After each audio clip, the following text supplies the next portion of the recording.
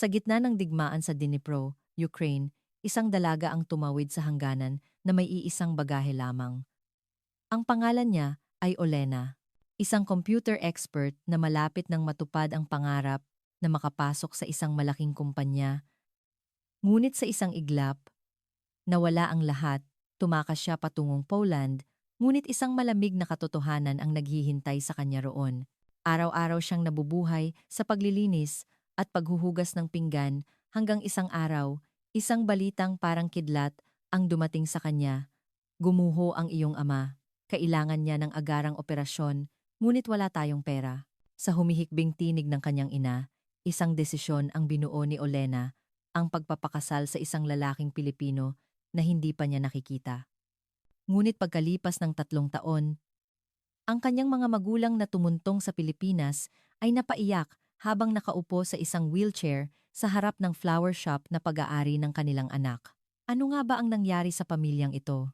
Halina't pasukin natin ang nakakaantig na kuwento kung paano nabawi ng isang babaeng nawalan ng lahat dahil sa digmaan ang kanyang mga pangarap at nailigtas ang kanyang pamilya. Ang inyong pag-subscribe, pag-like, pag-set ng notification at membership subscription ay malaking tulong para sa akin. Ako si Olena. Ipinanganak at lumaki ako sa ikasiyam na palapag ng isang lumang apartment sa Dnipro, Ukraine. Mahirap lang ang aming pamilya. Ngunit ang aking ama, si Mikhailo, ay laging nagpapangiti sa akin. Nagtatrabaho siya sa isang pabrika at sa kanyang pag-uwi, lagi siyang may dalang isang maliit na ligaw na bulaklak. Olena, tulad ng bulaklak na ito, mamumukadkad ka ng maganda saan ka man mapunta. Ang mga salitang iyon ng aking ama ang naging gabay sa aking buhay. Ang aking ina naman ay nagtatrabaho sa isang panaderya sa aming lugar. Madaling araw pa lang ay gumigising na siya para magmasa ng tinapay at gabi na akong umuwi. Habang pinagmamasdan ko ang aking mga magulang, nangako ako sa aking sarili. Balang araw, bibigyan ko sila ng maginhawang buhay. Bata pa lang ako, mahilig na ako sa mga computer. Tandang-tanda ko pa ang kilig noong una akong makahawak ng computer sa computer room ng aming paaralan noong elementarya. Sa tuwing may mga puting letra na lumalabas sa itim na screen, pakiramdam ko ay isa akong salamangkero. Noong high school, binilhan ako ni Papa ng isang second-hand na laptop. Luma at mabagal ito, ngunit para sa akin, ito ang pinakamahalagang kayamanan sa mundo. Gabi-gabi akong nag-aaral ng programming, nanonood ng mga online na lecture, at nag-aral ng mag-isa. Nang malapit na akong magtapos ng high school, natanggap ako bilang isang scholar sa Computer Engineering Department ng Dnipro National University. Hindi ninyo alam kung gaano kasaya ang aking mga magulang. Ipinagmalaki ako ni Papa sa buong kapitbahayan. At si Mama naman ay nagluto ng paborito kong borscht. Sa loob ng 4 na taon sa universidad, itinuon ko ang lahat ng aking oras sa pag-aaral. Kahit na nagtatrabaho ako bilang part-timer para sa aking matrikula at gastusin, palagi akong nasa tuktok ng aking klase. Malinaw ang aking layunin. Makakuha ng trabaho sa isang malaking kumpanya, bayaran ang mga utang ng aking mga magulang, at bigyan sila ng komportableng buhay. Nang maaksidente si Papa sa pabrika, malaking halaga ang hiniram namin para sa kanyang pagpapagamot. Ang utang na iyon ay laging naging mabigat na pasanin para sa aming pamilya. Gabi-gabi, kinakalkula ko kung gaano katagal bago mabayaran ang lahat kung ilalaan ko ang kalahati ng aking sahod. Ang pagtulog habang iniisip iyon ay nagbibigay sa akin ng pag-asa. Bago ako magtapos, dumating ang pagkakataon. Nakatanggap ako ng abiso na natanggap ako sa isang medium-sized na software development company sa Kyiv. Naaalala ko pa ang araw ng aking interview. Pumasok ako sa gusali ng kumpanya na may kaba sa dibdib at isang malinis at modernong opisina ang tumambad sa akin. Naisip ko ang aking sarili na nagtatrabaho roon. At makalipas ang isang araw, natanggap ko ang tawag ng kumpirmasyon. Tumakbo ako kay Papa para ibalita. Papa, nagawa ko. Natanggap ako sa kumpanya. Sa Kyiv. Mababayaran na natin ang mga utang natin. Napaiyak si Papa at niyakap ako ng mahigpit. Ang mga kamay ni Papa Mikhailo ay magaspang dahil sa trabaho sa pabrika, ngunit sa tuwing tinatapik niya ang aking likod, ito ang pinakamainit na pakiramdam sa buong mundo. Olena, ipinagmamalaki kita, ang galing-galing ng anak ko. Dahil sa mga salitang iyon ni Papa, lalo akong nagpursige na mabuhay ng maayos. Umiyak din si Mama. Nagsimula na akong maghanda para sa trabaho. Naghanap ako ng apartment na uupahan sa Kyiv at inayos ang mga dokumentong ipinadala ng kumpanya. Itinakda na ang petsa ng aking unang araw at bumili ako ng isang bagong damit. Buong buhay akong nagtipid, ngunit sa pagkakataong iyon, gusto kong bigyan ng regalo ang aking sarili. Sa harap ng salamin, sinuot ko ang bagong blusa at napangiti ako. Sa wakas, magsisimula na ang pangarap ko, ngunit napakaikli ng kaligayahan. Ilang araw na lang bago ang aking unang araw sa trabaho, nagising ako sa isang pagsabog sa madaling araw. Akala ko panaginip lang. Ngunit isa pang malakas na boom ang narinig ko at yumanig ang buong gusali. Nang sumilip ako sa bintana, nakita kong nagliliyab sa pula ang kalangitan. May maitim na usok na umaakyat sa malayo. Agad na pumasok si Papa sa aking silid. "Olena, kailangan nating bumaba sa basement." Nagsimula na ang digmaan. Digmaan. Hindi ako makapaniwala na ang salitang iyon ay totoo na. Nagmadali akong magbihis at sumama sa aking mga magulang pababa sa basement ng apartment. Nandoon na ang dose-dosenang mga kapitbahay. Umiiyak ang mga bata, nanginginig ang mga matatanda. Mula umagang iyon, binalot ng takot ang buong lungsod. 10 beses sa isang araw tumutunog ang sirena ng bombahan at palipat-lipat kami sa pagitan ng basement at ng aming apartment. Nagunahan ang mga tao sa mga grocery para mag-imbak ng pagkain at mahaba ang pila sa mga botika. Nakatanggap ako ng text mula sa kumpanya sa Kyiv. Ipinagpaliban daw ang aking pagpasok hanggang sa maging stable ang sitwasyon. Makalipas ang isang araw, nakatanggap ako ng isa pang mensahe.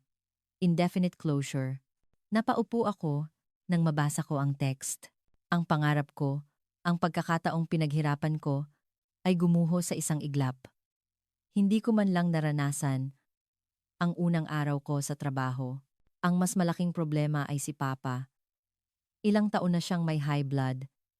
At dahil sa stress ng digmaan, biglang lumala ang kanyang kondisyon. Mahirap nang makahanap ng gamot. At ang mga ospital ay puno ng mga sugatan sa digmaan. Kaya hindi na maasikaso nang maayos ang mga regular na pasyente. Araw-araw, lalong namumutla si Papa. At kung minsan ay napapahawak siya sa kanyang dibdib. Hinawakan ni Mama ang aking kamay at sinabi, "Olena, nasa Poland ang tita mo, hindi ba? Bakit hindi ka pumunta roon? At least doon, ligtas ka." Umiling ako. "Ma, dito lang ako. Dapat magkakasama tayong pamilya." Ngunit matigas ang desisyon ni Mama. "Kung nandito ka, lalo lang kaming mag-aalala. Kung alam naming ligtas ka, mapapanatag din ang loob ni Papa mo." Gabi-gabi, sa tuwing naririnig ko ang tunog ng mga bomba, nalulunod ako sa kawalan ng magawa. Alam kong wala akong maitutulong sa pamilya ko kung mananatili ako rito. Pabigat lang ako. Sa huli, dahil sa paulit-ulit na pakiusap ng aking pamilya, nagpasya akong umalis patungong Poland. Habang nag-iimpake, matagal kong tinitigan ang bagong blusa na binili ko para sa trabaho. Ang damit na iyon na hindi ko man lang naisuot ay simbolo ng aking pangarap. Isinilid ko ito sa aking bagahe. Umaasang darating ang araw na maisusuot ko rin ito. Sa araw ng aming pamamaalam, sinabi sa akin ni Papa, "Olena, sapat na sa akin na malaman kong ligtas ka, mabuhay ka, at maging masaya ka." Niyakap ko si Papa ng mahigpit at umiyak. Sa kanyang yakap, naamoy ko ang pamilyar na amoy ng mga ligaw na bulaklak na lagi niyang inuuwi.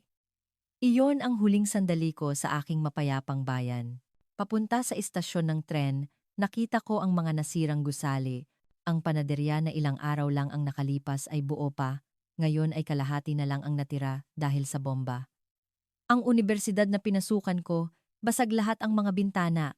Ang mga kalsada ay puno ng mga taong umiiyak at mga sasakyang may kargang gamit. Puno ng galit, lungkot, at higit sa lahat, pagkakasala ang aking puso.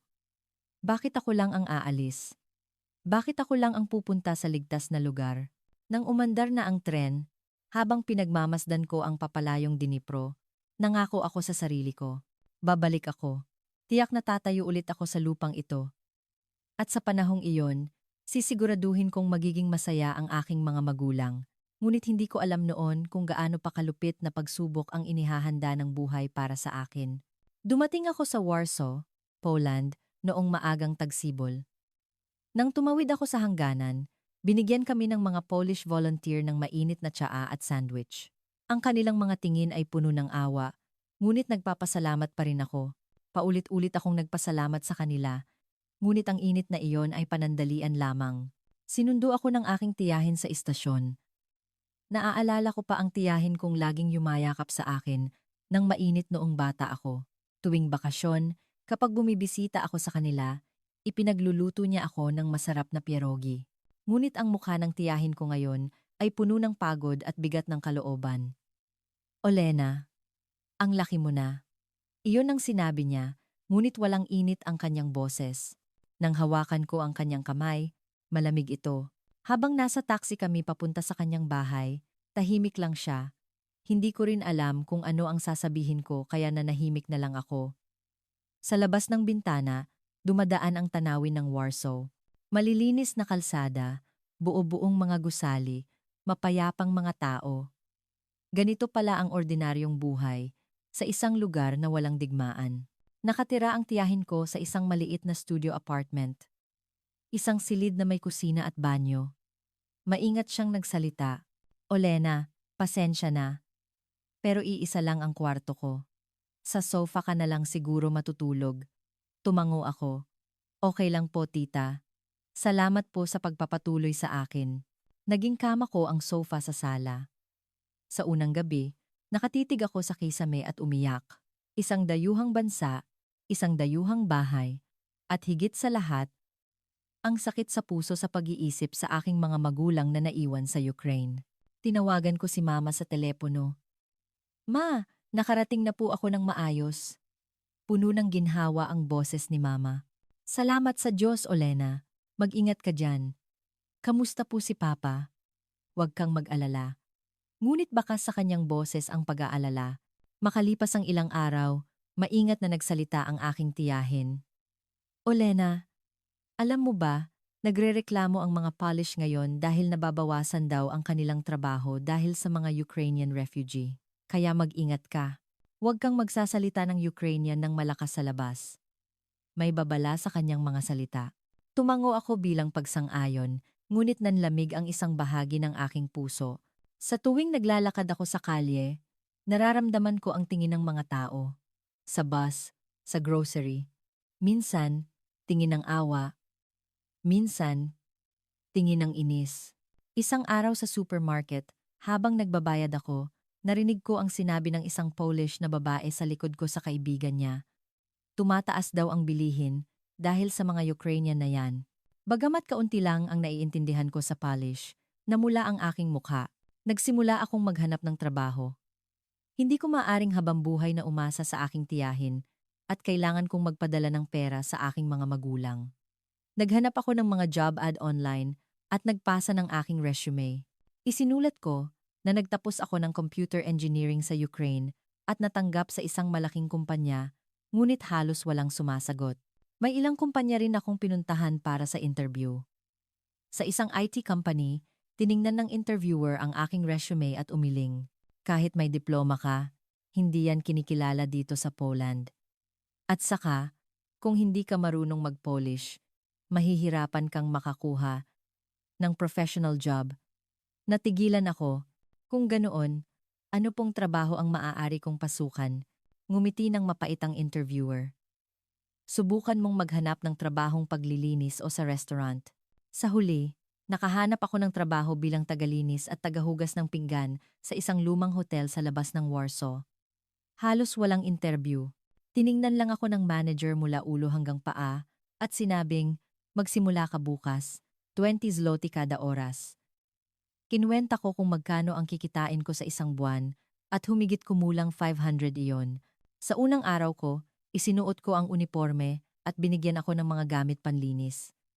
Karamihan sa mga kasamahan ko ay matatandang Polish na babae at may dalawa pang Ukrainian refugee na tulad ko. Nang magtama ang aming mga mata, Nabasa ko sa kanilang tingin ang parehong kalungkutan. Lumuhod ako at kinuskos ang mga tiles sa banyo. Nilinis ko ang inidoro, niwalis ang sahig, at pinalitan ang mga bedsheet. Hindi ako makapaniwala na ang mga kamay na ito, na dating nag-aaral ng programming sa unibersidad, ay naglilinis na ngayon ng maruruming banyo ng ibang tao. Tuwing tanghalian, habang nagkukuwentuhan ang mga kasamahan ko sa Polish, nakaupo ako sa isang sulok at nginunguya ang aking sandwich. Walang kumakausap sa akin. Pakiramdam ko ay invisible ako, mabigat ang trabaho. 8 oras akong nakatayo at pag-uwi ko, masakit ang buo kong katawan, masakit ang balikat ko, masakit ang likod ko.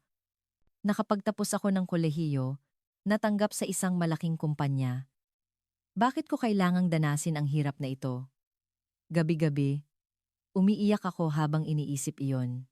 Pagkatapos ng isang buwang pagtatrabaho, nakatanggap ako ng sahod na halos 500. Kalahati nito ay ipinadala ko agad sa aking mga magulang para sa gamot ni Papa, sa high blood at sa kanilang mga pangangailangan. Nang tawagan ko si Mama, humikbi siya. Olena, salamat. Pinaghirapan mong pera to. Okay lang po, Ma. Pakainom niyo po si Papa ng gamot. Sinasabi kong okay lang ako, pero ang totoo, hindi ako okay.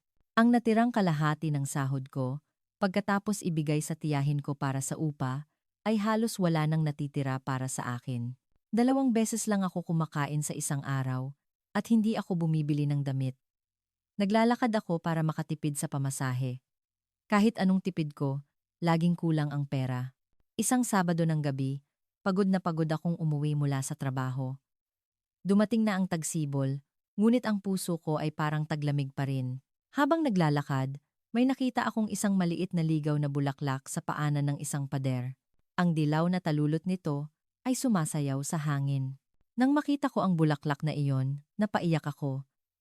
Naalala ko ang mga ligaw na bulaklak na laging inuuwi ni Papa. Maingat kong pinitas ang bulaklak at inilagay sa aking dibdib. Pagdating sa bahay, nilagyan ko ng tubig ang isang baso at inilagay ang bulaklak. Habang tinititigan ko ito, naalala ko ang sinabi ni Papa. Tulad ng bulaklak na ito, mamumukadkad ka ng maganda saan ka man mapunta. Pinunasan ko ang aking luha at tumango. Oo, mabubuhay ako rito. Tiyak na mabubuhay ako. Ngunit patuloy akong dinudurog ng realidad. Kinabukasan sa trabaho, tinawag ako ng manager. Olena, bilisan mo ang trabaho mo. Mas mabagal ka kaysa sa iba. Humingi ako ng paumanhin at lalo pang nagsipag. Kahit nagkasugat ang aking mga kamay at tuhod, tiniis ko. Gabi-gabi, tumatawag si Mama. Lumalala raw ang kondisyon ni Papa. Kahit umiinom ng gamot, hindi bumababa ang presyon niya. Kailangan siyang dalhin sa ospital, pero kulang ang pera. Laging puno ng pagkabalisa ang boses ni Mama. Nalunod ako sa kawalan ng magawa. Paano ko matutulungan si Papa kung patuloy lang akong maglilinis dito? Naging awkward na rin ang relasyon namin ng aking tiyahin. Ramdam kong pabigat na ako sa kanya. Isang araw, sinabi niya, Olena, pasensya na, pero sa susunod na buwan, kailangan kong taasan ang upa. Nagtaas na kasi ang bilihin. Kung tadaasan alang, bundali ang Lena. Sumang-ayon ako, ngunit sa loob-loob ko, gulong-gulo ang isip ko. Sapat na nga lang ang pera, paano pa kung mababawasan ang ipapadala ko kay Mama? Ang maliit na ligaw na bulaklak na iyon ang tanging aliw ko. Tuwing umaga, paggising ko, ito ang una kong tinitingnan. Ang bulaklak ay maliit at marupok, ngunit matatag itong nakatayo sa baso.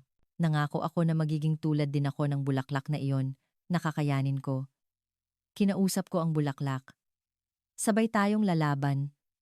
Konting tiis pa, ngunit hindi ko alam na isang mas malaking pagsubok ang naghihintay sa akin. At ang pagsubok na iyon ang lubusang magpapabago sa aking buhay. Isang gabi, naghuhugas ako ng pinggan sa kusina ng hotel. Habang kinukuskus ko ang mga platong puno ng sebo, tulala ako. Biglang nagring ang cellphone sa aking bulsa. Tawag mula kay Mama. Pinunasan ko ang aking basang kamay at dali-daling sinagot. Ma, anong nangyari? Puno ng iyak ang boses ni Mama. Olena, inatake ang papa mo. Napaupo ako sa sahig. Sa sahig ng kusina, hawak-hawak ko ng mahigpit ang telepono. Anong nangyari, ma? Nanginginig din ang boses ko. Humihikbi siyang nagsalita. Kaninang umaga, bigla na lang siyang napahawak sa dibdib at natumba. Dinala namin siya sa ospital, sabi ng doktor. Lumala ang komplikasyon ng high blood niya at may problema na sa puso. Kailangan daw ng masusing pagsusuri at agarang operasyon. Nablangko ang isip ko. Paano po si Papa ngayon? Stable na siya, pero kailangan daw siyang gamutin agad. Olena, ang problema ay pera.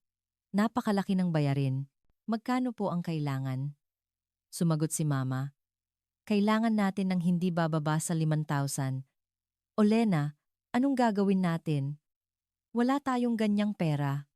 Sa Magon, magawin natin pun sa Bajak Sigaya, 5,000. Kumikita ako ng 5,000 sa isang buwan.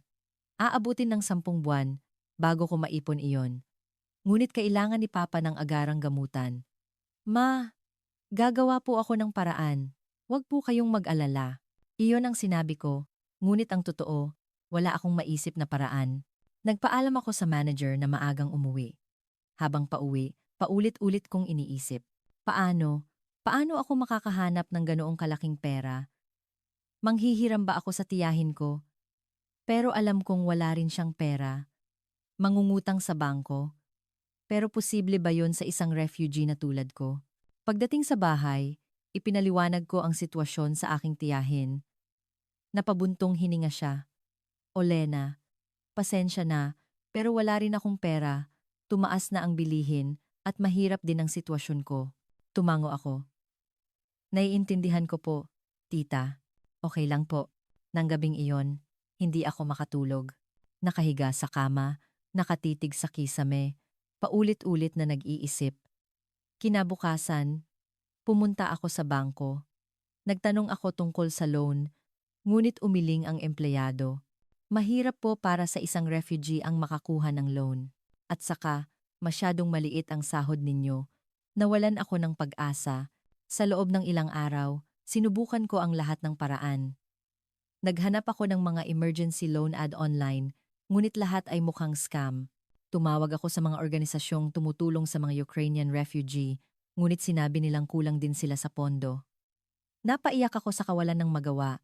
Napakasakit isipin na wala akong magawa para mailigtas si Papa. Patuloy na tumatawag si Mama. Lumalala raw ang kondisyon ni Papa. Pinapadesisyon na kami ng doktor. Wala na tayong oras.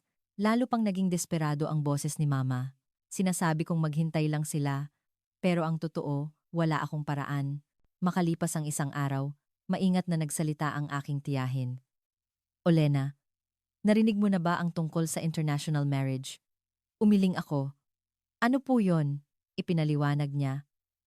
Pagpapakasal, sa mga lalaking Pilipino, may mga ahensya at kapag nagpakasal ka raw, bibigyan kanila ng malaking pera.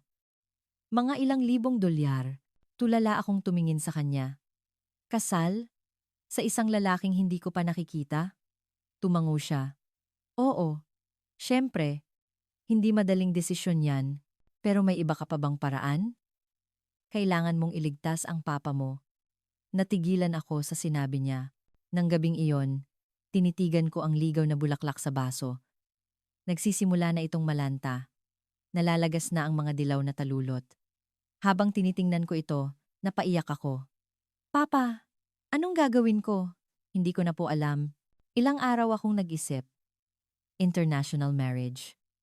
Ang mga salitang iyon ay paulit-ulit sa aking isipan. Magpakasal sa isang lalaking hindi ko kilala. Pero nag-aagaw buhay si Papa. Kinuha ng tiyahin ko ang contact number ng isang ahensya. Nanginginig ang mga kamay ko nang tumawag ako. Ang babaeng sumagot ay matatas magpalish. Gusto niyo pong magpakasal sa isang lalaking Pilipino, tama po? Opo. Kailangan ko po ng pera agad. Ipinaliwanag ng babae. Kapag nagpakasal kayo, bibigyan kayo ng lalaki ng suportang pinansyal na humigit kumulang 5,000. Sagot na rin nila ang plane ticket at visa processing papuntang Pilipinas. Wuchen Meiyuan. Saktong-sakto sa kailangan ni Papa. Huminga ako ng malalim. Ano po ang kailangan kong gawin? Sumagot ang babae. Ipadala niyo po muna ang inyong profile, litrato at ilang simpleng impormasyon. Pagkatapos, ipapakilala namin kayo sa mga lalaking Pilipino. Ibinaba ko ang telepono at tumayo sa harap ng salamin. Ang itsura ko ay haggard. Tuyo ang buhok ko, maputla ang mukha. Magaspang ang mga kamay ko dahil sa paglilinis at may maitim na bilog sa ilalim ng aking mga mata. Sino kaya ang pipili sa akin? Ngunit wala akong pagpipilian. Kumuha ako ng litrato at sinagutan ang profile. Pangalan, edad, pinag-aralan, pamilya, at sa tanong na layunin ng pagpapakasal, hindi ko alam kung ano ang isusulat. Sa huli, naging tapat ako. Kailangan ko ng pera para sa operasyon ng aking ama. Handa po akong maging seryoso sa buhay may asawa. Makalipas ang isang araw mula nang ipadala ko ang profile, tumawag ang ahensya. May isang lalaking Pilipino na interesado.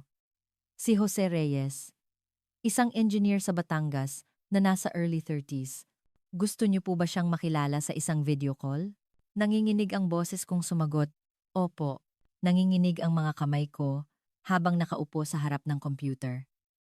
Lumitaw sa screen ang isang lalaki, si Jose Reyes. Simple at maayos ang kanyang itsura.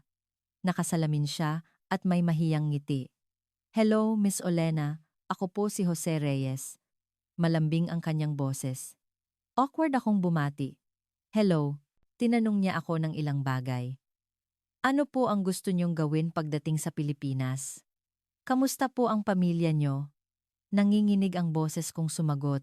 May malubhang sakit po ang papa ko at kailangan ng pampagamot. Kaya po ako nagdesisyong magpakasal. Tumango si Jose. Naiintindihan ko po. Salamat sa pagiging tapat. Ako rin po, magiging tapat sa inyo. Mahirap po para sa akin na makahanap ng mapapangasawa. Nakatira ako sa probinsya at abala sa trabaho, pero gusto ko pong bumuo ng seryosong pamilya. Naniniwala po ako na kung pareho tayong magsisikap, magiging maayos ang ating relasyon. Ramdam ko ang sinseridad sa kanyang mga salita. Ngunit natatakot pa rin ako. Tama ba ang desisyong ito? Pagkatapos ng tawag, tumawag ang ahensya. Gusto po ni Mr. Reyes na ituloy ang kasal. Handa raw po siyang ipadala agad ang pera para sa pagpapagamot. Ano po ang desisyon niyo? Tinawagan ko si Mama. Ma, pupunta po ako sa Pilipinas. Magpapakasal po ako. Nagulat si Mama. Ano? Olena, anong sinasabi mo? Ipinaliwanag ko ang lahat.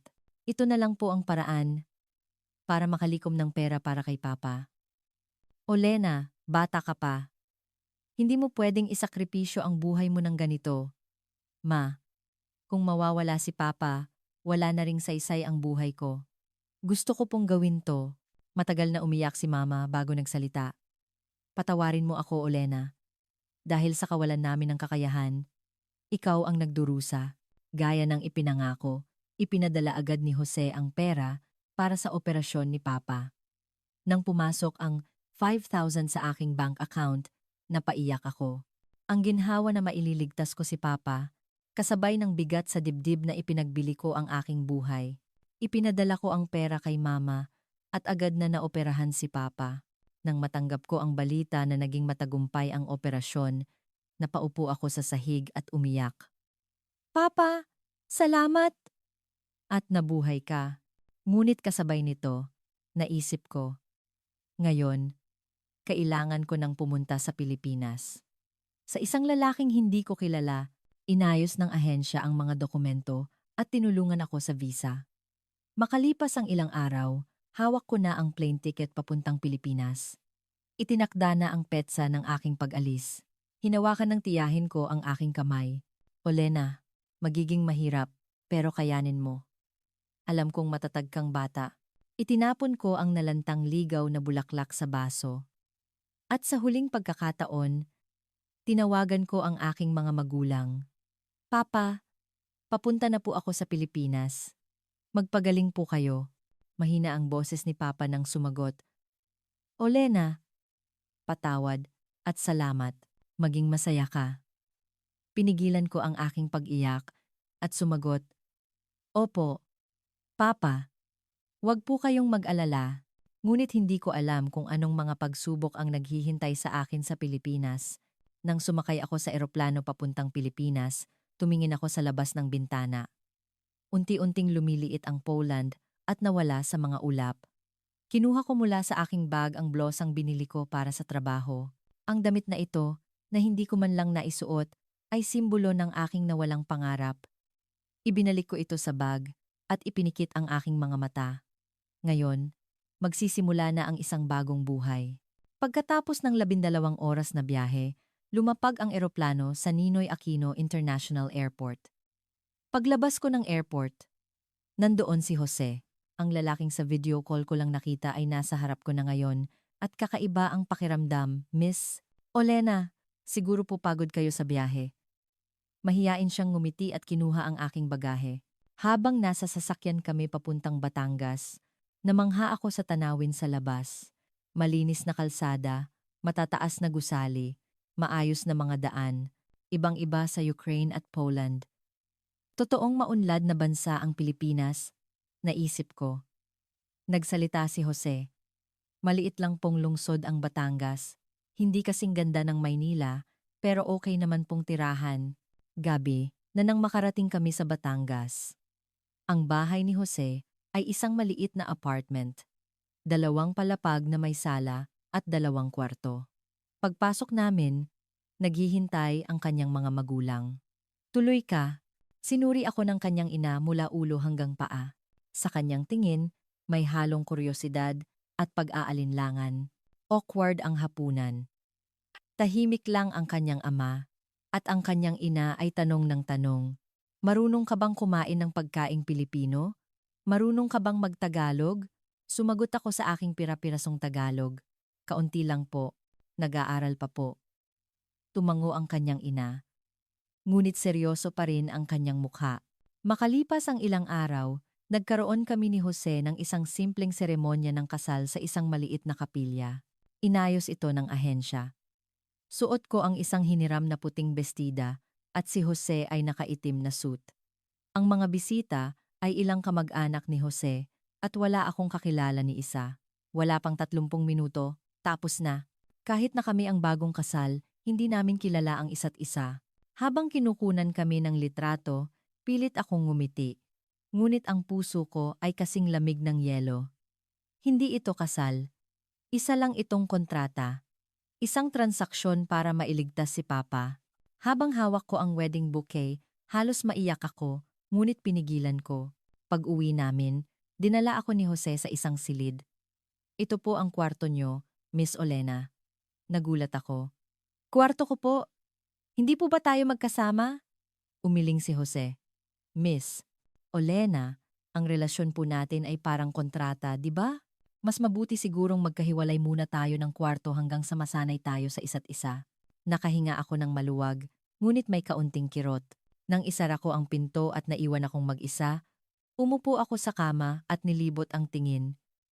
Isang malinis na silid. May maliit na lamesa, aparador, at sa labas ng bintana, tanaw ang mga ilaw ng Batangas.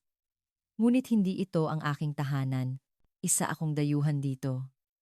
Nang gabing iyon, niyakap ko ang unan at tahimik na umiyak. Papa, ano po itong ginagawa ko? Makalipas ang isang buwan, tinawag ako ng aking biyenang babae. Olena, pwede mo ba kaming tulungan sa karinderya? Tumango ako. Opo, syempre po. Ang mga magulang ni Jose ay may maliit na karinderya sa bayan ng Batangas. Pumapasok si Jose sa trabaho at ako naman ay sumama sa aking biyenan. Ang karinderya ay isang maliit na pwesto sa isang eskinita. Sa kusina, may malaking kawali at mga lalagyan ng pampalasa at sa loob, may 5 lamesa. Ako ang magluluto, ikaw ang magbabalot at mag-aasikaso ng mga takeout. Hindi naman mahirap. Sa mga unang araw, gulong-gulo ang isip ko. Hindi ko maintindihan lahat ng sinasabi ng aking biyenan dahil sa aking pira-pirasong Tagalog, maging ang mga customer ay napapangiwi sa aking pananalita. May isang customer na lantaran pang nagreklamo, dayuhan pala ang nagtatrabaho dito. Namula ang aking mukha at napayuko ako. Malamig din ang tingin ng aking biyenan. Kapag nagkakamali ako, napapabuntong hininga siya. Kapag mabagal, minamadali niya ako. Olena, bilisan mo. Naghihintay ang mga customer. Mas nagsikap ako, ngunit paulit-ulit pa rin ang aking mga pagkakamali. Mabigat ang trabaho. Mula 10:00 ng umaga hanggang 10:00 ng gabi, nakatayo ako, nagluluto, nagtitimpla, nagbabalot. Ang amoy ng mantika ay kumakapit sa aking damit at buhok. Pag-uwi ko, amoy pagkain ang buo kong katawan. Umiiyak ako habang naliligo. Ito ba ang dahilan kung bakit ako napunta rito? Si Jose ay mabait sa akin, ngunit may distansya. Pagdating niya sa gabi, kanya-kanya kaming pumapasok sa aming mga silid. Kung minsan, nagkakasalubong kami sa sala at awkward na nagbabatian. Olena, kamusta ang trabaho mo? Okay lang po. Iyon lang. Isang Biyernes ng gabi, sobrang abala sa karinderya. Sunod-sunod ang order at gulong-gulo ako. Biglang pumasok ang isang lasing na customer. Sakto namang pumunta sa bodega ang aking biyenan. Sumigaw ang customer. 2 order ng adobo. Nanginginig ang boses kong sumagot. Opo, sige po. Ngunit mabilis ang pagsasalita ng customer kaya hindi ko naintindihan ng maayos. Nalito ako kung 2 ba o 1 ang sinabi niya. 1 order lang ang sinabi ko sa kusina. Pagkalipas ng 30 minuto, nagalit ang customer. Bakit 1 lang to? 2 ang inorder ko. Nataranta ako at humingi ng paumanhin, ngunit galit na ang customer. Ano ba yan? Nagmamadali ako. Lutuin mo na yung 1 pa. Bumalik ang aking biyenan mula sa bodega at nakita ang sitwasyon. Tumingin siya sa akin. Olena, dapat inaayos mo ang pagkuha ng order. Malamig at matalas ang kanyang boses. Napayuko ako. Sorry po. Mag-iingat na po ako. Nang makaalis ang customer, napabuntong hininga ang aking biyenan. Olena, kailangan mong mag-aral ng Tagalog ng mas mabuti. Malulugi tayo nito. Pumunta ako sa isang sulok ng kusina at pinunasan ang aking luha. Bakit ganito? Nakapagtapos ako ng kolehiyo, muntik nang maging computer expert, bakit naging ganito ako kainutil? Binalot ako ng pagkadismaya sa sarili. Nang gabing iyon, pag-uwi, nakahiga ako sa kwarto at nakatingin sa kisame.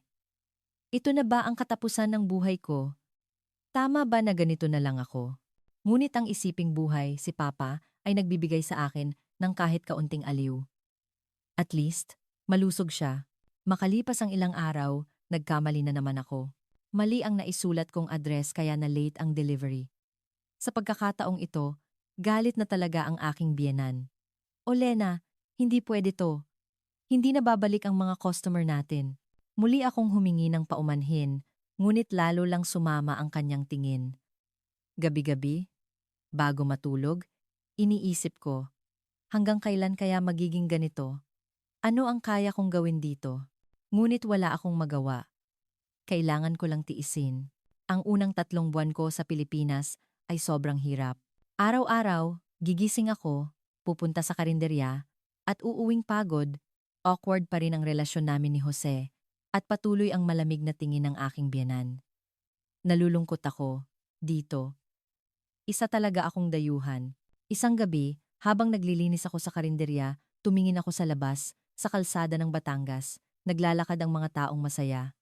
Mga pamilya, magkakaibigan, magkasintahan, lahat sila ay mukhang masaya. Ngunit hindi ako kabilang sa kanila. Hindi ako nabibilang dito. Ang aking biyenan ay strikto pa rin. Kapag mabagal ako, minamadali niya ako. Naiinis siya sa aking pira-pirasong Tagalog. Olena, bilisan mo. Naghihintay ang mga customer. Mas nagsikap ako, ngunit mahirap pa rin ang komunikasyon.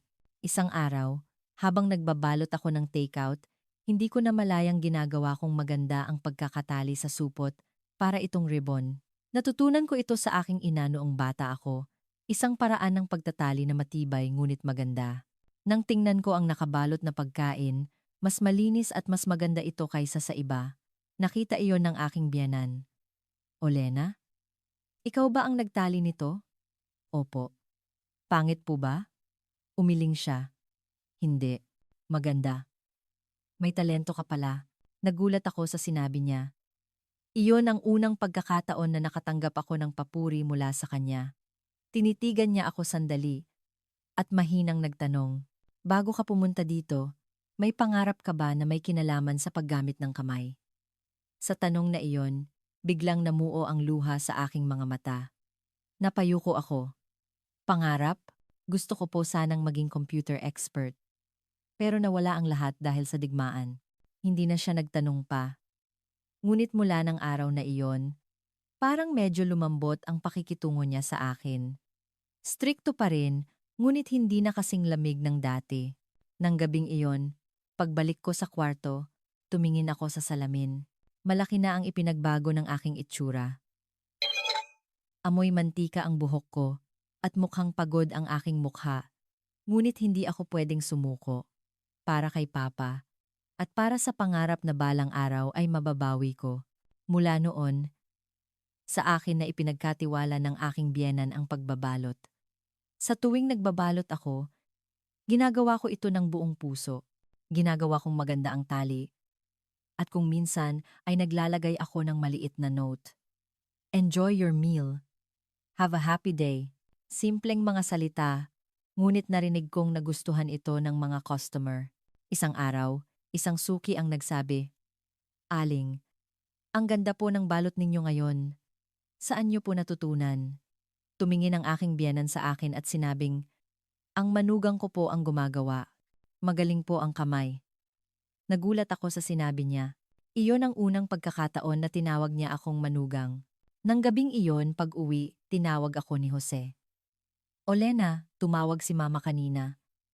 Pinupuri ka raw niya. Magaling daw ang kamay mo. Medyo nagulat ako. Talaga po? Ngumiti si Jose. Oo. Mukhang mas naiintindihan ka na ni mama. Noon ko napagtanto. Baka may magagawa rin ako dito. Kahit na nawala ang pangarap kong maging computer expert, nadiskubre ko naman ang isang bagong posibilidad. Makalipas ang ilang araw, mahinang sinabi sa akin ng aking biyenan, Olena, interesado ka ba sa floral design? Magaling ang kamay mo. Baka magustuhan mong pag-aralan. Nagulat ako. Floral design po? Tumango siya. May TESDA training center dito sa atin. Nagtuturo sila ng floral arrangement. Kung interesado ka, subukan mong tingnan. Nang gabing iyon, sinearch ko sa internet ang floral design. Lumitaw sa screen ang magagandang flower arrangements. Habang tinitingnan ko ang mga bulaklak na magkakasuwato, biglang bumilis ang tibok ng puso ko. Bigla kong naalala ang mga ligaw na bulaklak na inuuwi ni Papa. Tulad ng bulaklak na ito, mamumukadkad ka ng maganda saan ka man mapunta. Sinabi ko kay Jose, Jose, gusto ko pong mag-aral ng floral design. Nagulat siya. Talaga? Sige, tutulungan kita. Makalipas ang ilang araw, inalam ni Jose ang impormasyon tungkol sa TESDA Training Center. Siya rin ang nagbayad ng aking enrollment fee. Nang mag-enroll ako at pumasok sa unang klase, kinakabahan ako. Ngumiti ang guro nang makita ako. Welcome, nabalitaan kong galing ka sa Ukraine. Naging masaya ang mga klase. Ang paghawak at pag-aayos ng mga bulaklak ay nagbigay sa akin ng bagong kaligayahan. Noong una, hirap ako, ngunit unti-unti akong gumaling. Pinuri ng guro ang aking gawa. Olena, napakagaling ng kamay mo. Mayroon kang sense. Nang marinig ko iyon, halos maiyak ako. Matagal na panahon na mula nang may pumuri sa akin. Noon ko nalaman na mayroon din pala akong kayang gawin ng mahusay. Sa loob ng 6 na buwan, pinagsabay ko ang trabaho sa karinderya at ang klase sa TESDA. Sobrang abala, ngunit masaya. Ang pag-aayos ng bulaklak ay naging aliw sa akin at nagbigay ng bagong pangarap. Naisip ko na baka pwede rin akong maging isang florist.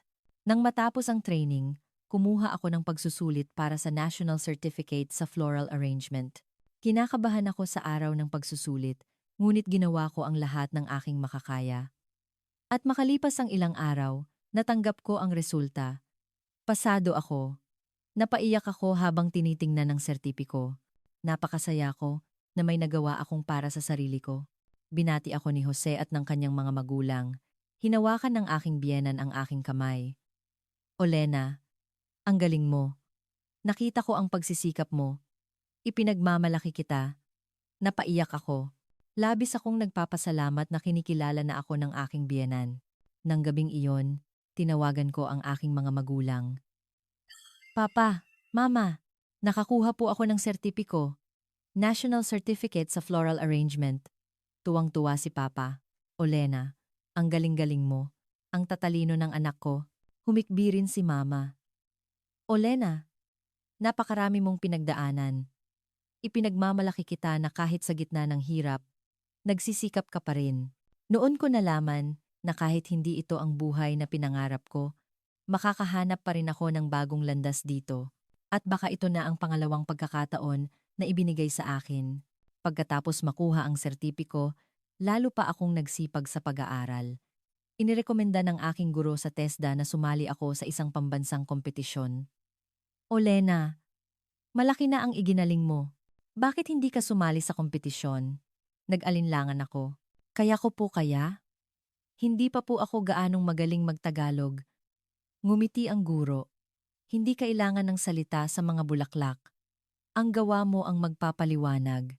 Nagpasya akong sumali sa pambansang paligsahan ng mga florist. Sa panahon ng paghahanda, gabi-gabi akong nagsasanay. Pagkatapos ng trabaho sa karinderya, umuuwi ako at bumibili ng bulaklak para mag-practice. Sinagot ni Jose ang gastos sa mga materyales. At sinuportahan ako ng aking biyenan. Sa araw ng kompetisyon, nanginginig ang mga kamay ko habang hawak ang mga bulaklak. Ang tema ay pag-asa sa tagsibol. Naalala ko ang mga ligaw na bulaklak na inuuwi ni Papa sa Ukraine at gumawa ako ng isang obra. Pinagsama ko ang mga dilaw at puting bulaklak at dinagdagan ng mga berdeng dahon para simbolo ng buhay. Nang matapos at maipasa ko ang aking gawa, nakahinga ako ng maluwag. Ginawa ko ang lahat, kaya anuman ang resulta, wala akong pagsisisihan. Makalipas ang ilang araw, inanusyo ang mga nanalo at nakuha ko ang 3 pwesto. Nanalo talaga ako ng premyo. Sa araw ng parangal, kasama ko si Jose at ang kanyang mga magulang. Nang umakyat ako sa entablado para tanggapin ang tropeo, pumalakpak si Jose at napaiyak ang aking biyenan. Pagbaba ko, niyakap ako ng mahigpit ng aking biyenan. Olena, ang galing-galing mo. Sa sandaling iyon, sa unang pagkakataon, naramdaman kong tahanan ko na rin dito. Nakarating din sa aking guro ang balita. Tinawag niya ako. Olena, congratulations. Pero may mas malaking pagkakataon para sa'yo. Gusto mo bang sumali sa isang international competition?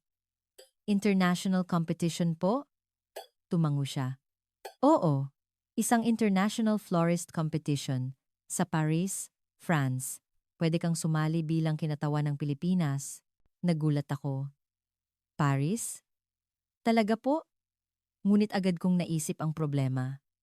Hindi po ba masyadong mahal ang pamasahe at accommodation? Sinabi ng guro, may suportang pinansyal, pero ang iba ay kailangan mong sagutin. Kausapin mo ang pamilya mo. Nang gabing iyon, sinabi ko kay Jose, Jose, may international competition daw sa Paris. Gusto kong sumali, pero problema ang gastos. Sandaling nag-isip si Jose at sinabing, Olena, pumunta ka. Ako ang bahala sa gastos. Talaga? Ang laking pera po noon. Ngumiti si Jose. Ikaw yan, Olena. Gusto kitang tulungan. Napaiyak ako. Hindi ako makapaniwala na ganito niya ako sinusuportahan. Isang relasyong nagsimula sa kontrata, pero ngayon, nakakatanggap ako ng buong pusong suporta. Salamat, Jose. Maraming salamat. Hinawakan ni Jose ang aking kamay. Kapag masaya ka, masaya na rin ako. Makalipas ang ilang buwan, sumakay ako ng eroplano papuntang Paris. Unang beses kong makarating sa France. Pagdating sa airport, bumungad sa akin ang magandang tanawin ng Paris, ang Eiffel Tower, ang Seine River, ang mga antigong gusali, ngunit wala akong oras para mamasyal. Kailangan kong mag-focus sa kompetisyon. Sa araw ng kompetisyon, kinakabahan akong pumasok sa venue. Nandoon ang mga florist mula sa iba't ibang bansa. France, Japan, Netherlands, USA. Lahat sila ay magagaling. Kinabahan ako kung kaya ko bang makipagsabayan sa kanila. Inanunsyo ang tema, pag-ibig at kapayapaan. Naalala ko ang digmaan sa Ukraine at ang aking karanasan dito sa Pilipinas. Nagsimula akong gumawa ng aking obra. Ginamit ko ang mga pulang rosas at puting lilis. Ang pula ay sumisimbolo sa sakripisyo at sakit. Ang puti, sa kapayapaan at pag-asa. At sa gitna, naglagay ako ng isang maliit na dilaw na ligaw na bulaklak. Tulad ng laging inuuwi ni Papa. Nang matapos at maipasa ko ang aking gawa, nakahinga ako ng maluwag. Ginawa ko ang lahat. Habang hinihintay ang resulta, kinakabahan ako. Ang gaganda rin kasi ng gawa ng iba. Ngunit nang inanunsyo ang mga nanalo, nakuha ko ang pangalawang pwesto. Hindi ako makapaniwala. Pangalawa, sa isang international competition, nang tanggapin ko ang parangal, napaiyak ako. Naalala ko ang lahat ng pinagdaanan ko. Ang pagkawala ng lahat dahil sa digmaan sa Ukraine. Ang hirap sa Poland. Ang paghihirap sa Pilipinas. At ngayon, nakatayo ako sa isang pandaigdigang entablado. Sa aking acceptance speech, nanginginig ang boses kong sinabi na wala sa akin ang lahat dahil sa digmaan. Ngunit sa Pilipinas, nabigyan ako ng bagong pagkakataon. Nagpapasalamat ako sa aking asawa at pamilya na sumuporta sa akin. At inaalay ko ang parangal na ito sa lahat ng taong nagdurusa dahil sa digmaan. Nagpalakpakan ang mga tao. Sa eroplano pabalik ng Pilipinas, hawak-hawak ko ang tropiyo. Totoo ba to? Nanalo talaga ako sa isang international competition. At naisip ko, baka hindi pa tapos ang buhay ko. Baka nagsisimula pa lang. Pagbalik ko mula sa Paris, muling nagbago ang aking buhay. Nabalita sa media ang aking pagkapanalo. At maraming tumawag. Isa na rito ang isang sikat na flower shop sa isang 5-star hotel sa Maynila. Hindi ako makapaniwala nang matanggap ko ang tawag. Miss Olena, pwede po ba kayong magtrabaho sa aming shop? Maganda po ang aming offer. Sinabi ko kay Jose at sa kanyang mga magulang. May offer po akong trabaho sa Maynila. Ano po ang dapat kong gawin? Sandaling nag-isip si Jose. Kung gusto mo, Olena, pumunta ka. Magandang pagkakataon yan. Pero malayo po ang Maynila. Magkakahiwalay po tayo. Ngumiti si Jose. Okay lang. Ako ang pupunta diyan tuwing weekend. Sinabi rin ng aking biyenan. Olena, pumunta ka. Abutin mo ang pangarap mo. Okay lang kami. Napaiyak ako. Hindi ako makapaniwala na ganito nila ako sinusuportahan. Salamat po. Maraming salamat. Nagdesisyon akong lumipat sa Maynila. Sa Maynila, kumuha ako ng isang maliit na studio apartment malapit sa hotel. Napakaganda ng flower shop. Eleganteng interior na puno ng magagandang bulaklak. Doon, nagsimula akong magtrabaho bilang isang profesional na florist. Abala ang trabaho, ngunit masaya. Pag-aayos ng hotel lobby, wedding bouquets, event flower design, araw-araw, iba't ibang proyekto. Nagustuhan ng mga kliyente ang aking gawa at kinilala ng aking boss ang aking talento. Olena, napakagaling mo. Kakaiba ang iyong sense. Ngunit hindi naging madali ang pagkakalayo namin ni Jose.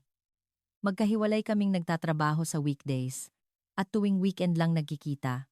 Biyernes ng gabi, bumibiyahe si Jose mula Batangas at dumarating sa Maynila Sabado ng umaga. 2.5 oras ang biyahe. Isang Sabado ng umaga, kumatok si Jose sa aking apartment na may pagod na mukha. Olena, andito na ako. Pagbukas ko ng pinto, naawa ako sa kanya. Jose, sobrang pagod ka na, di ba? Sa pabalik-balik mo. Umiling siya. Okay lang, para makita ka, kaya ko to. Sabay kaming nag-almusal at naglakad-lakad sa Maynila. Sa Luneta, sa Intramuros, sa tabi ng Manila Bay, ipinasyal ako ni Jose.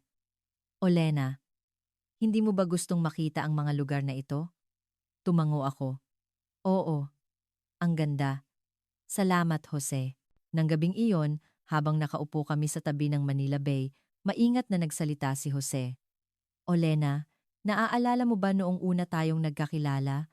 Parang kontrata lang ang relasyon natin. Tumango ako. Oo, naaalala ko. Hinawakan ni Jose ang aking kamay. Olena, pwede na ba akong maging tapat sa iyo ngayon? Mahal na mahal kita, Olena. Napaiyak ako. Mainit ang kamay ni Jose. Ako rin, Jose. Mahal din kita. Ngumiti si Jose at nagtanong. Pwede na ba kitang tawaging mahal?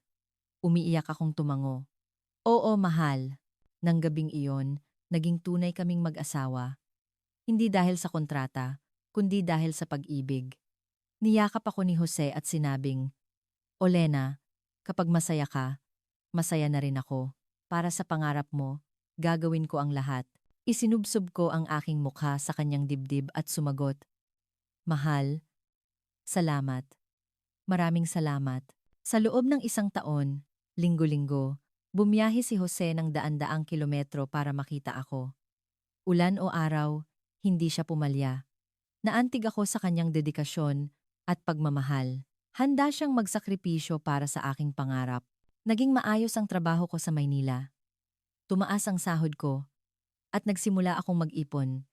Patuloy akong nagpapadala ng pera sa aking mga magulang at bumuti na rin ang kalusugan ni Papa. Sa tuwing tumatawag ako kay Mama, sinasabi niya, Olena, ang galing-galing mo. Ipinagmamalaki ka namin.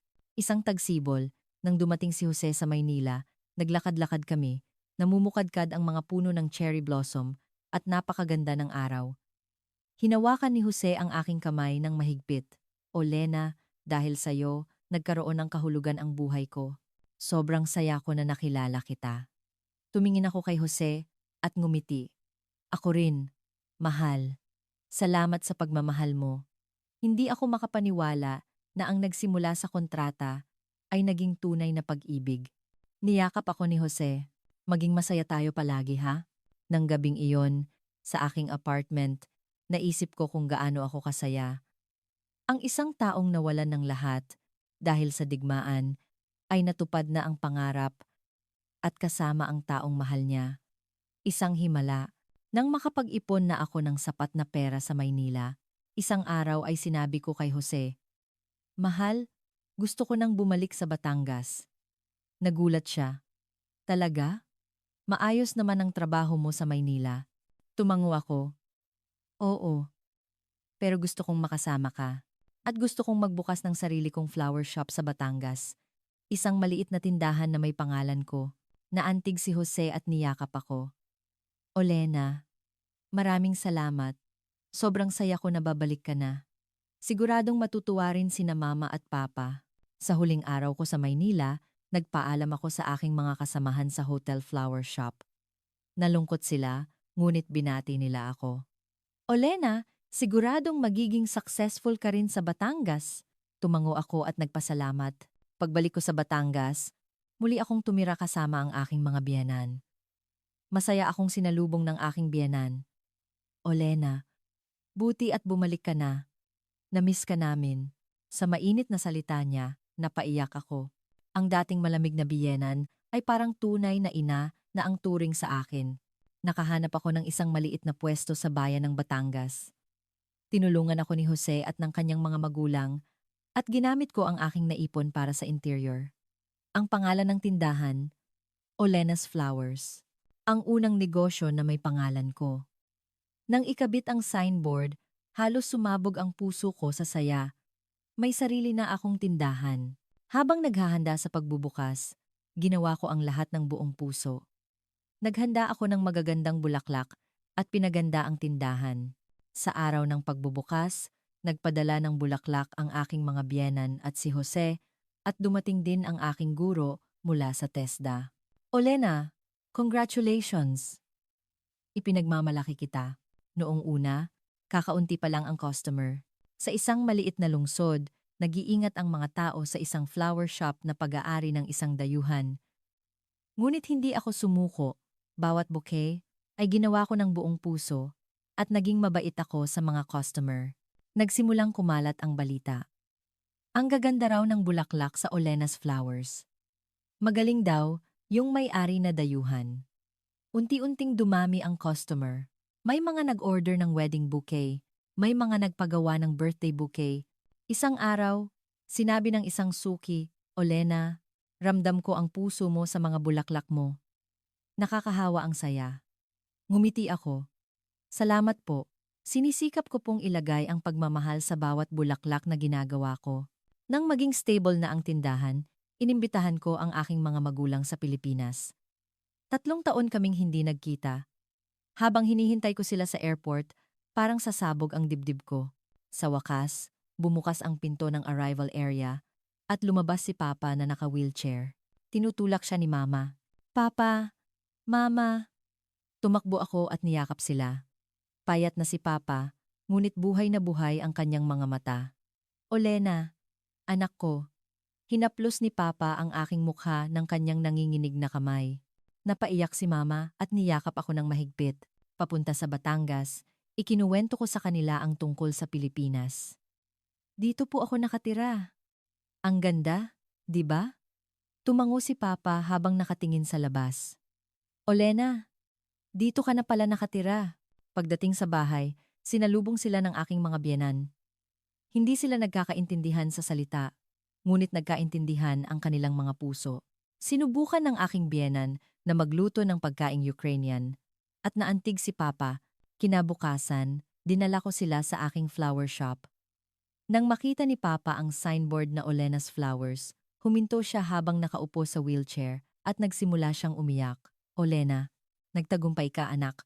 Namukadkad ang pangarap mo. Humagulgol din si Mama. Olena, napakarami mong pinagdaanan. Nawalan ka ng lahat dahil sa digmaan. Naghirap sa Poland at napunta sa Pilipinas para magtagumpay ng ganito. Niyakap ko sila.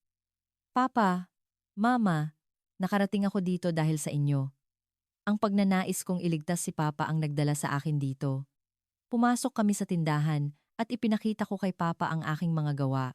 Hinawakan niya ang bawat bulaklak at ngumiti. Olena, naaalala mo ba ang mga ligaw na bulaklak na inuuwi ko noong bata ka? Tumango ako. Opo, Papa. Ang mga bulaklak na iyon ang nagbigay sa akin ng pangarap. Hinawakan ni Papa ang aking kamay. Olena, patawad at salamat. Alam kong nagsakripisyo ka para sa akin. Ngunit sobrang saya ko na makitang masaya ka ngayon. Umiiyak akong sumagot. Papa, masaya po ako. Sobrang saya. 1 buwan silang nanatili sa Pilipinas. Ipinasyal sila ni Jose at inasikaso sila ng mabuti ng aking mga biyenan. Sa araw ng kanilang pag-alis, sinabi ni Papa sa airport, Olena, buti na lang at nakahanap ka ng mabuting asawa. Maging masaya kayo. Nang makaalis sila, nalungkot ako. Ngunit nagpatuloy ang buhay at lalo akong nag-focus sa aking tindahan. Patuloy na dumami ang customer at umunlad ang negosyo. At isang araw, 2 taon mula nang dumating ako sa Pilipinas, may naramdaman akong kakaiba sa aking katawan. Nasusuka ako tuwing umaga at laging pagod. Nag-alala si Jose. Olena, magpatingin ka sa doktor. Pumunta ako sa ospital. Pagkatapos ng check-up, ngumiti ang doktor. Congratulations! 8 weeks pregnant po kayo. Nang marinig ko iyon, napaiyak ako. Talaga po? Buntis po ako? Tumango ang doktor. Opo. At malusog ang baby. Pag-uwi ko, sinabi ko kay Jose. At binuhat niya ako. Olena, totoo? Magkaka-baby na tayo? Napaiyak si Jose sa tuwa. Umiiyak din akong nakangiti. Mahal, magiging magulang na tayo. Tuwang-tuwa rin ang aking mga biyenan. Hinawakan ng aking biyenan ang aking kamay. Olena, congratulations. Magkakaroon na kami ng apo. Niyakap ko siya at sinabing, salamat po. Nang tawagan ko ang aking mga magulang, humagulgol si Mama. Olena, totoo ba? Magiging ina ka na. Sumagot din si Papa. Olena, congratulations. Manganak ka ng malusog na sanggol. Sa panahon ng aking pagbubuntis, nagpatuloy ako sa trabaho, ngunit hindi ako nagpagod. Tinulungan ako ni Jose at ng aking biyenan. Habang lumalaki ang aking tiyan, puno ng saya ang aking puso. Pagkalipas ng 7 buwan, Isinilang ko ang isang malusog na babaeng sanggol. Pinangalanan namin siyang Yuna. Isang pangalan na nag-uugnay sa Pilipinas at Ukraine. Nang una kong kargahin si Yuna, pakiramdam ko ay nasa akin na ang lahat. Hindi ako makapaniwala na hawak ko ang isang maliit at mahalagang buhay. Napaiyak si Jose habang tinitingnan si Yuna. Olena, salamat. Binuo mo ang pamilya natin. Hinawakan ko ang kamay ni Jose. Ako ang dapat magpasalamat, mahal. Dahil minahal mo ako, isinilang si Yuna. Naantig din ang aking mga biyenan. Kinarga ng aking biyenan si Yuna. Naabutan ko pang magkaroon ng ganito kagandang apo. Olena, maraming salamat. Sa 100 araw ni Yuna, nagkaroon kami ng maliit na salo-salo. Dumating ang aking mga biyenan, ang aking guro sa TESDA, at mga suki sa flower shop. Habang karga ko si Yuna, naisip ko, nakarating talaga ako dito. Nang gabing iyon, habang pinapatulog si Yuna, sinabi ko kay Jose, mahal, kapag tinitingnan ko ang buhay ko, para talagang isang himala. Akala ko na wala na ang lahat dahil sa digmaan, pero dito sa Pilipinas, natagpuan ko ang pangarap ko at isang mapagmahal na pamilya. Hinawakan ni Jose ang aking kamay. Dahil yan, hindi ka sumuko, Olena. Kahit sa pinakamahirap na sandali, nagpatuloy ka. Tumango ako. Oo. At dahil naniwala kayo sa akin, kinabukasan, habang nagtatrabaho sa tindahan, tumingin ako sa labas, mapayapa ang kalsada ng Batangas. May mga taong masayang naglalakad, mga batang naglalaro. Bahagi na ako ng lugar na ito. Hindi na ako isang dayuhan. Pumasok ang isang customer. Olena, happy 100 days sa baby mo. Ang ganda ng mga bulaklak mo kahapon. Ngumiti ako at nagpasalamat. At gumawa ako ng isang magandang buke para sa kanya. Pag-uwi ko, sinalubong ako ni Yuna ng isang ngiti. Kinarga ko siya at bumulong. Yuna, may ikukuwento si Mama sa'yo. Nawalan ng lahat si Mama dahil sa digmaan. Pero hindi siya sumuko. At dito sa Pilipinas, nagsimula siya ng bagong buhay. Sana, tulad ni Mama, lumaki kang matatag at maganda. Hinaplos ni Yuna ang aking mukha at ngumiti. Niyakap ko siya ng mahigpit at napaiyak. Luha ng kaligayahan. Nang gabing iyon, habang nakahiga, naisip ko, hindi mo talaga masasabi ang takbo ng buhay. Sa pinakamadilim na sandali, may pag-asa, at sa likod ng pinakamahirap na panahon, may kaligayahang naghihintay. Marami akong nawala dahil sa digmaan, ngunit mas marami akong natanggap dito sa Pilipinas. Ngayon, buong puso kong masasabi, huwag sumuko. Darating ang araw na malalaman ninyo na ang mga paghihirap ngayon ay mahahalagang hakbang sa daan patungo sa kaligayahan. Tulad ng nangyari sa akin, sumilip ang liwanag ng buwan sa bintana. Ipinikit ko ang aking mga mata at nagpasalamat. Tulad ng ligaw na bulaklak na bigay ni Papa, namukadkad ako ng maganda kahit saan. At ngayon, si Yuna rin ay lalaking ganoon. Ang lugar kung saan namukadkad ang aking mga pangarap, natagpuan ang pag-ibig, at binuo ang isang pamilya. Dito, masaya ako. Ano ang masasabi ninyo sa kwento ngayong araw? Kung nagustuhan ninyo, huwag kalimutang mag-subscribe, i-like, at iset ang notification para sa mas marami pang kwento. Sumali sa aming membership at pindutin ang hyper button para maibahagi ang mga nakakaantig na kwentong ito sa mas marami pang tao. Salamat sa panunood.